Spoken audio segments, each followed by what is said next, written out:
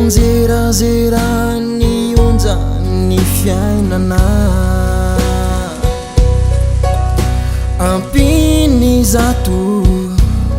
tafihodivotre oay mila horendrika ity sambo kely ny fiainako yanzerazera ny onja ny fiainana ampiny zato tafihodivotre oay tomila horendrika tompo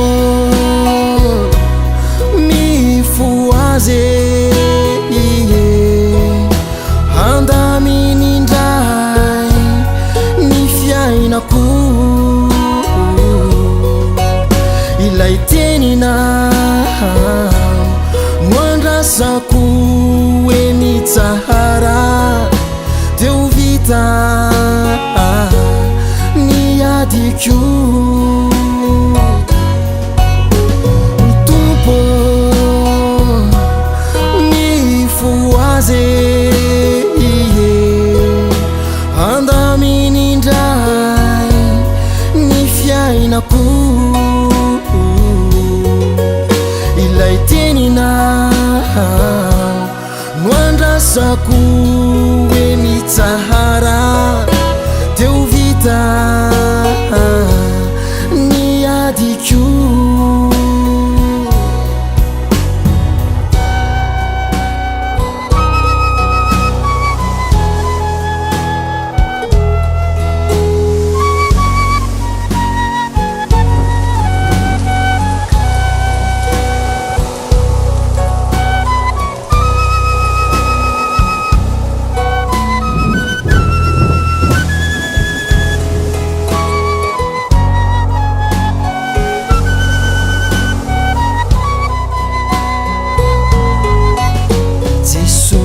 Yanao mizaha toetra eo ihany famody matory izao anefe mila tsy azaka ilay tafiotre mivatravatra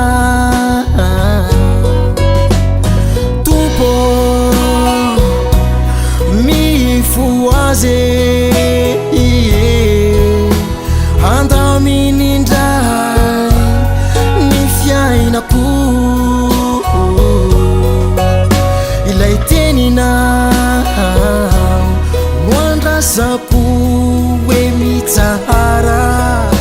teo vite ny adiko